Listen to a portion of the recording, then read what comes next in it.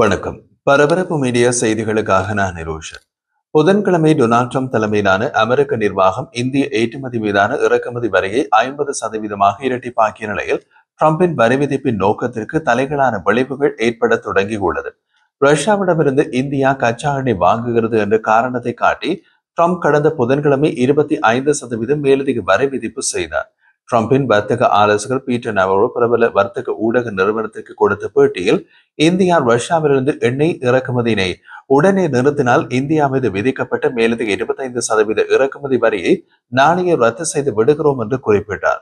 ட்ரம்பின் அந்த நோக்கத்திற்கு தலைகளான விளைவாக செப்டம்பர் மாதத்தில் இந்தியா ரஷ்ய எண்ணெய் இறக்குமதியை அதிகரித்து உள்ளது என்று டீலர்கள் தெரிவித்தனர். புதுடில்லி மாஸ்கோவின் கச்சா எண்ணெயை தொடர்ந்து வாங்க போகிறது என்பதையே இது காட்டுகின்றது. இந்தியா மீது ட்ரம்பின் அழுத்தம் இருந்த போதிலும் இந்திய எண்ணெய் சுத்திகரிப்பு நிறுவனங்கள் ஆகஸ்ட் மாத அளவை விட 10 முதல் 20% அல்லது ஒரு நாளைக்கு சுமார் 1,50,000 முதல் 3 லட்சம் பேரல்கள் வாங்குதல்களை அதிகரிக்கும் என்று எதிர்பார்க்கப்படுகிறது என்று ஆரம்ப வர்த்தக தரவுகளை மேற்கோள் காட்டி வர்த்தக வட்டாரங்கள் கூறுகின்றன. ட்ரம்ப் முதலில் ஆகஸ்ட் 7ஆம் தேதி கிட்டத்தட்ட 70 நாடுகளுக்கு பரஸ்பர இறக்குமதி வரியை விதித்தார். ஆனால் பின்னர் இந்தியா தொடர்ந்து ரஷ்ய கச்சா எண்ணெய் வாங்குவதை காரணம் காட்டி வரியை 50% உயர்த்தினார். நெருக்கடி இருந்த போதிலும் இந்திய அரசாங்கம் எண்ணெய் இறக்குமதியில் கூர்மையான குறைப்பை தவிர்த்து வேறு வழிகளில் தீர்வை தேடுவதாக தெரிவித்துள்ளது. இந்தியா குறிப்பிடும் வேறு வழிகளில் 2 முக்கியமானவற்றில் முதலாவது அமெரிக்க சந்தைகளுக்கு பதில் மாற்று சந்தைகளை தேடுவது, இரண்டாவது உள்நாட்டு நுகர்வை அதிகரிப்பது. 2022ஆம் ஆண்டு உக்ரைன் மீதான படையெடுப்புக்கு பின்னர் மேற்கத்திய தடைகள் மாஸ்கோவை பல சந்தைகளில் இருந்து துண்டித்ததிலிருந்து ரஷ்யாவின் மிகப்பெரிய கச்சா எண்ணெய் வாங்குபவர்களில் ஒன்றாக இந்தியா உருவெடுத்துள்ளது. இந்த மாற்றம் இந்திய சுத்திகரிப்பு நிறுவனங்கள் மலிவான கச்சா எண்ணெய் விநியோகங்களை பெற உதவியுள்ளது. 2024ஆம் ஆண்டின் நடப்பகுதியில் இந்தியா ஒரு நாளைக்கு சுமார் 1.5 முதல் 1.6 மில்லியன் பேரல்கள் ரஷ்ய எண்ணெயை இறக்குமதி செய்து அதன் கச்சா எண்ணெய் தேவைகளில் கிட்டத்தட்ட 40% பூர்த்தி செய்தது. போல்டெக்சாஸின் தரவுகள் ஆகஸ்ட் மாதத்தின் முதல் 20 நாட்களில் இறக்குமதிகள் சராசரியாக 1.5 மில்லியன் பிபிடி ஆக இருந்ததை காட்டுகின்றது. இது ஜூலை மாதத்துடன் ஒப்பிடும்போது மாறாமல் ஆனால் முன்பு நடந்த உச்ச அளவை விட சற்று குறைவாக உள்ளது. ரஷ்யாவின் எண்ணெய் சுத்திகரிப்பு நிலையங்கள் பல உக்ரைனால் தாக்கப்பட்டு செயலிழந்த நிலையில் உள்ளதால் ரஷ்யாவின் உள்நாட்டு எரிபொருள் உற்பத்தி கட்டுப்படுத்தப்படுவதால் செப்டம்பரில் ரஷ்யாவிடம் ஏற்றுமதிக்கு அதிக கச்சா எண்ணெய் இருக்கின்றது. ட்ரம்பின் இறக்குமதி வரி என்பது இந்தியாவுக்கும் அமெரிக்காவுக்கும் இடையிலான பெரிய அளவிலான வர்த்தக மோதலின் ஒரு பகுதி மட்டுமே. அதன் மற்ற பகுதி இந்தியாவின் நடவடிக்கைகளில் தங்கியுள்ளது. இந்தியாவின் நடவடிக்கைகள் அமெரிக்காவுக்கு உடனடியாகவே பல பில்லியன் டாலர் இழப்பை ஏற்படுத்தலாம். இறுதி நேரத்தில் இந்தியா அடிபணியும் என்று ட்ரம்ப் அவரது வர்த்தக குழுவும் எதிர்பார்த்தது. ஆனால் இப்போது நடந்திருப்பது அதற்கு தலைகீழாகவே. அதனால் ஏற்பட்ட விரக்தியை ட்ரம்பின் வர்த்தக ஆலோசகர் பீட்டர் நவரோ வெளிப்படையாக தமது வார்த்தைகளில் காட்டியுள்ளார்.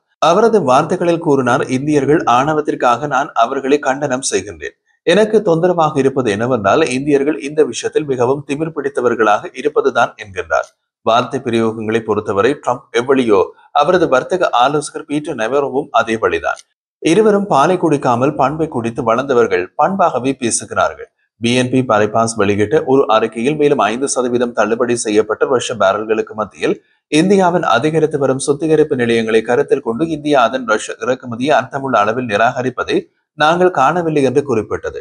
இந்தியாவின் 2 பெரிய ரஷ்ய எண்ணெய் வாங்குபவர்களான ரிலையன்ஸ் இண்டஸ்ட்ரீஸ் மற்றும் நயாரா எனர்ஜி ஆகியவை செப்டம்பர் மாத திட்டங்கள் குறித்து இன்னமும் எந்த கருத்தும் தெரிவிக்கவில்லை என்று அந்த நிறுவனம் தெரிவித்துள்ளது. உலகளாவிய சந்தைகள் நிலையற்றதாக இருந்தாலும் ரஷ்ய எண்ணெய் மிகவும் சாதகமான விலை நிர்ணயம் இந்திய சுத்திகரிப்பு நிறுவனங்களுக்கு மிகவும் கவர்ச்சிகரமானதாக ஆக்குகிறது. புதுடில்லியின் நிலைப்பாடு என்ன? பிரதமர் நரேந்திர மோடி ரஷ்ய ஜனாதிபதி விளாடிமிர் புட்டினுடனான சந்திப்பு உட்பட ராஜதந்திர தொடர்புகளை தொடர்ந்தாலும் வாஷிங்டனுடன் இறக்குமதி வரை முட்டுக்கட்டியை தீர்க்க இந்தியா பேச்சுவார்த்தைகளை நாடுகிறது என்று ராய்டர்ஸ் செய்தி வெளியிட்டுள்ளது. ஆனால் பேச்சுவார்த்தைகளின் பலன் இல்லை என்று பெரிவில் தெரிய வந்ததும் இந்தியாவின் நடவடிக்கைகள் தொடங்கும் என்று எதிர்பார்க்கப்படுகிறது. தள்ளுபடி செய்யப்பட்ட ரஷ்ய கச்சா எண்ணெயிலிருந்து புதுடில்லி லாபம் ஈட்டுவதாக அமெரிக்க அதிகாரிகள் குற்றம் சாட்டியுள்ளனர். ஆனால் மேற்கு நாடுகளின் பில்லியன் கணக்கான மதிப்புள்ள ரஷ்ய பொருட்களை தொடர்ந்து வாங்குகின்றனர் என்று இந்திய அதிகாரிகள் அதை எதிர்க்கின்றனர். கடந்த 2 ஆண்டுகளில் தள்ளுபடி செய்யப்பட்ட ரஷ்ய கச்சா எண்ணெயை இந்தியா நம்பியிருப்பது ஒபெக்கில் இருந்து அதிக விலை உயர்ந்த விநியோகங்களின் பக்கம் இந்தியாவை போகவிடவில்லை. ரஷ்ய ஏற்றுமதியாளர்கள் இப்போது செப்டம்பர் மாதத்தில் ஏற்றப்படும் ஜூரல்ஸ் கச்சா எண்ணெயை பேரலுக்கு $2 முதல் $3 வரை தள்ளுபடியில் வழங்குகிறார்கள். இது ஆகஸ்ட் மாத $1.5 தள்ளுபடியை விட அதிகம். இந்தியா ஒரு தெளிவான கொள்கையை உத்தரவை வெளியிடாவிட்டால் அல்லது வர்த்தக பொருளாதாரம் கணிசமாக மாறாவிட்டால் ரஷ்ய கச்சா எண்ணெய் இந்தியாவின் விநியோக கலவையின் முக்கிய பகுதியாகவே இருக்கும். உலகளாவிய தடை நடைமுறைப்படுத்தப்படாவிட்டால் இந்தியா ரஷ்ய இறக்குமதியை நிறுத்துவதற்கான குறைந்த வாய்ப்பு மட்டுமே உள்ளது என்று தரகு அமைப்பு CLSA கூறுகிறது. இந்தியா ரஷ்ய எண்ணெயை வாங்குவதை நிறுத்தினால் என்ன நடக்கும்? இந்தியா தனது ரஷ்ய கச்சா எண்ணெய் இறக்குமதியினை கணிசமாக குறைத்தால் உலகளாவிய எண்ணெய் விநியோகத்தில் ஒரு நாளைக்கு கிட்டத்தட்ட 1 மில்லியன் பேரல்கள் சுருங்கக்கூடும். இது உலகளாவிய எண்ணெய் விலையை பேரலுக்கு $100 மேல் அருகில் கொண்டு செல்லக்கூடும் என்று ஆய்வாளர்கள் எச்சரிக்கின்றனர். இந்தியாவின் இறக்குமதி அளவுகள் மற்றும் போர்க்கால வருவாயை தக்க வைக்க இந்தியாவின் தேவை மிக முக்கியமானதாகிவிட்டதால் அப்படி ஒரு நடவடிக்கை மாஸ்கோவையும் கடுமையாக பாதிக்கும். ஆனால் அப்படி நடப்பதற்கான எந்த அறிகுறியும் தென்படவில்லை. வர்த்தகர்கள் என்ன சொல்கிறார்கள்? அமெரிக்க இறக்குமதி வரி மற்றும் ஐரோப்பிய தடைகளின் உண்மையான தாக்கம் அக்டோபரில் இந்தியாவின் ஏற்றுமதி எண்களில் மட்டுமே தெளிவாக தெரியும். ஏனெனில் செப்டம்பர் ஏற்றுமதிகளின் பெரும்பகுதி ஏற்கனவே வர்த்தகம் செய்யப்பட்டிருக்கும். இந்தியாவின் மீதான 50% இறக்குமதி வரி அமெரிக்க பொருளாதாரத்தை பாதிக்குமா? அது அமெரிக்காவின் பணவீக்கத்தை அதிகரிக்குமா? ட்ரம்பின் கூற்றுப்படி இந்திய பொருட்களின் மீதான அதிகரித்த செலவு உள்நாட்டு வர்த்தக நிறுவனங்கள் புதிய உற்பத்தி தொழிற்சாலைகளை அமெரிக்காவில் அமைக்க ஊக்குவிக்கும். ஆயிரக்கணக்கான வேலை வாய்ப்புகளை உருவாக்கி அமெரிக்க பொருளாதாரத்திற்கு ஊக்கமளிக்கும் என்பது ட்ரம்பின் கூற்று. இருப்பினும் இது பெரும்பாலும் நேர்மாறாக இருக்கும். இதில் பல உற்பத்திகளை அமெரிக்காவில் தொடங்க முடியாது. காரணம், செலவு பல மடங்கு அதிகம். அதைவிட அமெரிக்க நிறுவனங்கள் இறக்குமதி வரியை வேறு வழியில்லாமல் செலுத்த வேண்டியதுதான். எந்த ஒரு நாட்டுக்கும் பூச்சிய இறக்குமதி வரி கிடையாது. ஒரே விதிவிலக்கு, கனடா மற்றும் மெக்சிகோ ஏற்றுமதிகளில் CUSMA பிரிவில் உள்ள பொருட்களுக்கு அமெரிக்காவில் 0 வரி விதிப்பு உண்டு. ஆனால் அந்த பொருட்கள் வட அமெரிக்காவில், அதாவது கனடாவில் அல்லது மெக்சிகோவில் தயாரிக்கப்பட்டிருக்க வேண்டும். அதனால் அமெரிக்க இறக்குமதியாளர்கள் வேறு எங்கிருந்து இறக்குமதி செய்தாலும் வரி செலுத்த வேண்டும். அமெரிக்க ஏற்றுமதிகளில் பிற நாடுகள் இந்தியாவை மாற்றீடு செய்யக்கூடும். காரணம், அந்த நாடுகளின் வரி விதிப்பை விட இந்திய பொருட்களுக்கான வரி விதிப்பு 200% விட, அதாவது 2 மடங்கை விட அதிகம்.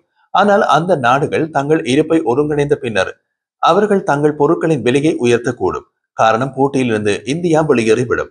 போட்டி குறைந்தால் விலை உயரும் என்பது வர்த்தகத்தில் ஒரு பொதுவான விதி. மொத்தத்தில் இந்த இறக்குமதி வரி விதிப்பு அமெரிக்க பொருளாதாரத்தில் ட்ரம்பால் மிகவும் எதிர்பார்க்கப்பட்ட ஊக்கத்தை பெறாமல் போகும் என்பதை இப்போதே கூறிவிடலாம். ட்ரம்பின் ஆட்சி காலமே இன்னமும் 3.5 ஆண்டுகள் தான்.